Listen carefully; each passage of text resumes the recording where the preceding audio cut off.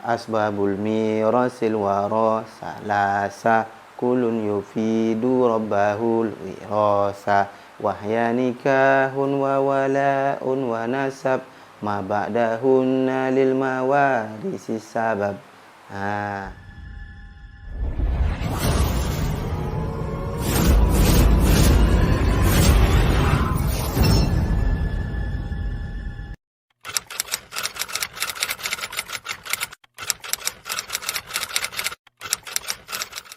Assalamualaikum warahmatullahi ta'ala wabarakatuh. Alhamdulillah wassalatu wassalamu ala rasulillah wa ala alihi wa sahbihi wa man walah wa la hawla wa la quwwata illa billah wa ba'd. Puja dan puji syukur kepada Allah Subhanahu wa ta'ala, salawat dan salam kepada baginda Nabi sallallahu alaihi wasallam. Sahabat Abqori dimanapun berada, jumpa lagi dengan kami di channel Markas Abqori, channel yang membahas seputar ilmu faraid.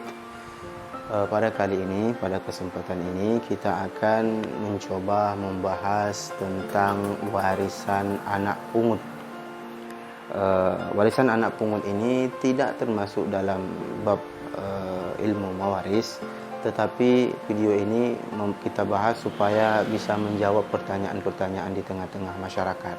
Karena seringkali masyarakat yang tidak memahaminya kebingungan bagaimana warisan anak pungut ini.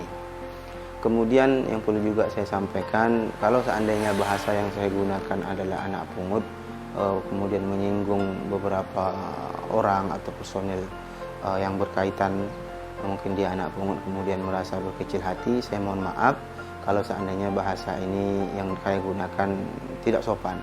Karena sejauh yang saya tahu, memang bahasa kita Indonesia, anak yang bukan darah daging kita, yang kita pelihara, bisa anak orang lain, ya memang anak orang lah kan, bukan anak kita, anak orang lain, kemudian kita pelihara, ya biasanya disebut dengan anak pungut, atau beberapa daerah disebut anak ambilan atau anak angkat juga bisa gitu kan, atau apapun bahasanya, tetapi saya gunakan dengan sebutan anak pungut karena memang kita di Indonesia memahaminya.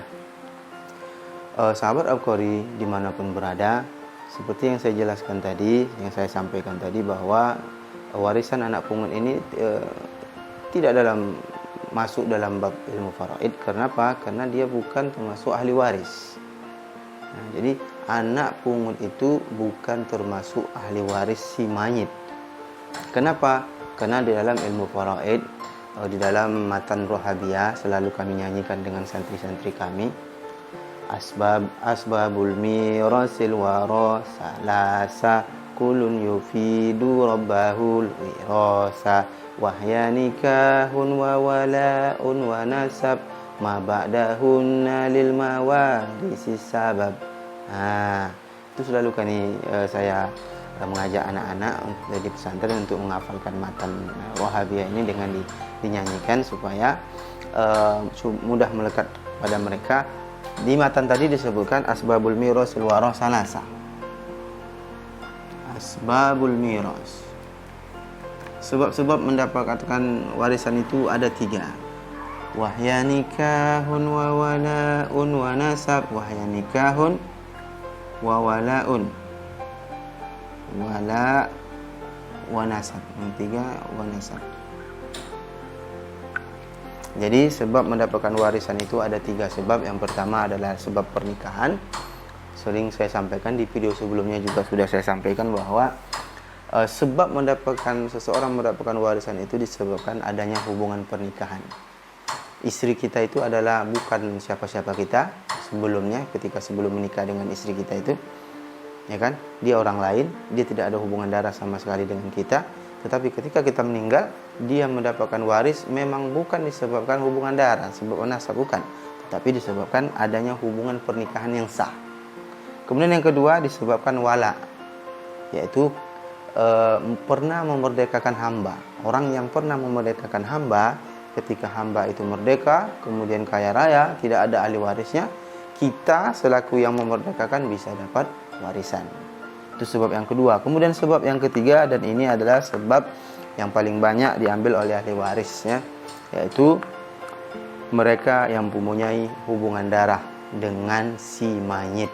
Ayah, ibu, kakek, nenek, saudara, saudari, anak, cucu, saudara-saudari kandung, sepupu ayah, seibu, paman kandung, paman seayah, dan anak-anak saudara-saudari, anak-anak saudara, dan seterusnya. Itu semuanya disebabkan hubungan darah. Jadi di dalam 3 sebab mendapatkan waris ini sama sekali tidak ada masuk dalam ini, yaitu anak pungut. Anak pungut itu sama sekali bukan termasuk ahli waris yang 25 orang. Oke. Jadi video kita kali ini sangat berkaitan dengan dua video sebelum ini. Dua video saya sebelum ini membahas tentang warisan apabila seseorang wafat tidak mempunyai keturunan sama sekali. Kemudian yang sebelumnya, yang kedua sebelumnya, yang langsung sebelum ini, yaitu warisan ketika seseorang wafat dia hanya mempunyai keturunan yang perempuan. Dia punya keturunan tapi perempuan keturunannya. Itu sangat berbeda laki-laki dan perempuan ya. Kalau pertama tadi tidak punya keturunan sama sekali, kemudian yang kedua sebelum ini yaitu mempunyai keturunan tapi keturunannya perempuan. Nah, ini sama persis dengan video yang seseorang wafat tidak mempunyai keturunan sama sekali. Nah, saya sengaja buat contoh supaya dapat gambaran saja bagaimana gambaran, karena memang seperti saya sampaikan di dalam kitab-kitab faraid ini tidak dibahas. Bukan artinya tidak dibahas. Kita dibahas, ulama ya membahas, menjelaskan bahwa semua orang yang tidak berkaitan ini ya bukan ahli waris, gitu kan. Tapi kalau bab khusus gitu kan, warisan anak ya, warisan anak pungut, seolah-olah anak pungut itu dapat gitu kan. Tidak, anak pungut itu tidak masuk daftar ahli waris. Jadi kalau ayah ibunya yang sudah sayang dengan anaknya, sudah memang seperti darah daging sendiri, kemudian kasihan kalau seandainya kita sudah tua, wafat anak ini, bagaimana keadaan kehidupannya setelah kita, ya mungkin ulama kita bilang apa? Solusinya yaitu dengan cara berwasiat. Boleh kita wasiat kepada anak kita, anak angkat tadi, anak yang kita pelihara dari kecil yang seperti anak kita sendiri, berwasiat kepada dia supaya dia juga mendapatkan harta yang kita miliki, gitu kan. Oke, sekarang kita ke papan tulis saja terus. Ini saya gambarannya sama sekali sepersis dengan video yang seseorang wafat tidak punya keturunan, karena kalaupun ada gitu kan, tetap anak itu dianggap tidak ada. Contoh nomor 1, seorang wafat meninggalkan istri, kemudian anak laki-laki atau anak perempuan pungut. Bisa anak laki-laki, bisa perempuan, mau laki-laki mau perempuan, yang penting anak pungut, maka tidak dapat warisan. Kemudian saudara kandung, si mayat, si suami wafat meninggalkan saudara kandung 1 orang, maka bagaimana warisnya? Istri karena tidak ada anak dianggap tak ada, maka 1/4 ya. Karena tidak ada anak, maka dia dapat 1/4. Anak laki-laki atau anak perempuan yang pungut, maka mahjub mim, mahjub m, tidak dapat sama sekali. Saudara kandung si mayit, maka dapat asobah, mendapat sisa harta setelah diambil oleh si istrinya si mayat.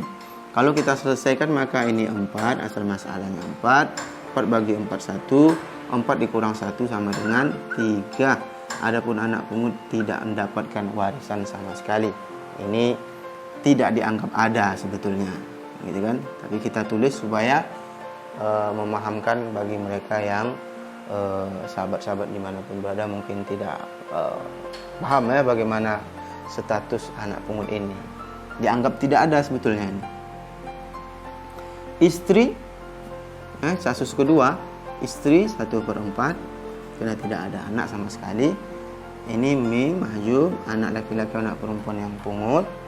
Kemudian yang ketiga, saudara kandung, saudari kandung. Mereka berkumpul di sini. Si mayat mempunyai abang dan mempunyai kakak, yang laki-laki dan perempuan. Bagaimana bagiannya? Asoba bil ghair. Ketentuan asoba bil ghair. Kalau kita selesaikan 4, 1 kosong, 4 dikurang 1, sisanya 3. Maka 3 diambil oleh saudara-saudari dengan ketentuan 2:1, yang laki-laki 2 kali lipat, yang saudari 1 kali lipat. Kalau seandainya kita anggap ini 40 juta duitnya, maka istri dapat 10 juta, maka ini mereka dapat 30 juta dibagi 3. Dibagi 3, yang laki-laki ngambil 2, yang perempuan dapat 1 bagian. Berarti 20 juta yang laki-laki, 10 juta yang perempuan. Bisa juga dengan metode tasheh sebetulnya, tapi ini kita percepat dan supaya singkat. Jadi intinya kita ingin tunjukkan bahwa anak pungut itu sama sekali tidak mendapatkan warisan. Sama persis dengan dianggap anak seseorang wafat ya tidak meninggalkan keturunan. Kalau kita teruskan di sini 1/4 saudari kandung. Saudari kandung ini mendapatkan 1/2 karena sendirian. Anak laki-laki atau anak perempuan yang pungut mendapatkan mim, tidak dapat. Tak dapat, termahjub, terhalang. Kenapa? Ya karena memang dia nggak ada, dianggap nggak ada. Kita tuliskan sengaja untuk memberikan gambaran seperti saya sampaikan. Maka ini 4 bagi 4 1, 4 bagi 2 sama dengan 2. 2 tambah 1 sama dengan 3. Maka ada baki sisa 1. Kemana sisa ini? Maka ini masuk pembahasan rod nanti. 1 ini diambil siapa? Suami istri tidak boleh mengambil sisa harta rod. Nah, itu nanti akan dibahas di bab khusus tentang aul dan rod ya. Cuman di sini ini menunjukkan bahwa anak pungut bukan termasuk ahli waris. Istri mendapatkan 1/4, ayah mendapatkan asobah, ya kan? Kemudian saudara kandung, mayat punya saudara kandung, tapi mayat juga punya ayah, maka saudara kandung tak dapat. Ini anak yang dipelihara, anak yang diasuh tidak juga dapat, dianggap tidak ada. 4, 1, 3, ini kosong, ini kosong. Oke. Kemudian yang terakhir, kasus nomor 5, suami mendapatkan berapa suami? Suami mendapatkan setengah dari harta istrinya. Ibu mendapatkan 1/3, saudara kandung mendapatkan asobah. Anak yang diasuh tidak dapat warisan. Maka kalau begini kasusnya, ini 6 bagi 2, 3, 6 bagi 3 sama dengan 2, sisa 1 sama dengan 6. Nah, beda kasusnya seperti ini kalau nomor 4 ayah, maka ayah mengambil sisa, saudara nggak dapat. Tapi kalau di kasus ini ibu mendapat 1/3, saudara mendapatkan sisa yaitu 1. Kalau 60 juta, suami dapat 30, ibu dapat 20, dan saudara kandung kita mendapatkan 10 juta. Nah, itulah sahabat Apori semua, dimanapun berada, ini yang saya jelaskan. Ini hanya sekedar contoh gambaran bahwa apabila seseorang wafat tidak mempunyai keturunan, tetapi dia mempunyai anak pungut atau anak angkat atau anak asuh, maka anak asuhnya tidak mendapatkan warisan sama sekali dari orang tua asuhnya. Solusinya diberikan oleh ulama. Bagaimana solusinya? Islam mengenal yang namanya wasiat. Jadi orang tua angkat, orang tua asuh boleh berwasiat kepada anak yang kita pelihara dari kecil, dengan catatan wasiat tidak boleh lebih dari 1/3 dari total aset yang kita miliki. Jadi mungkin itu saja yang dapat saya sampaikan. Mohon maaf apabila ada kekurangan atau tersalah kata atau apapun itu yang saya sampaikan, saya mohon maaf. Mungkin itu saja. Jangan lupa like, jangan lupa subscribe, dan jangan lupa juga share apabila suka dengan video ini dan bermanfaat. Apabila tidak suka, maka boleh dislike. Mungkin itu saja. Assalamualaikum warahmatullahi taala wabarakatuh.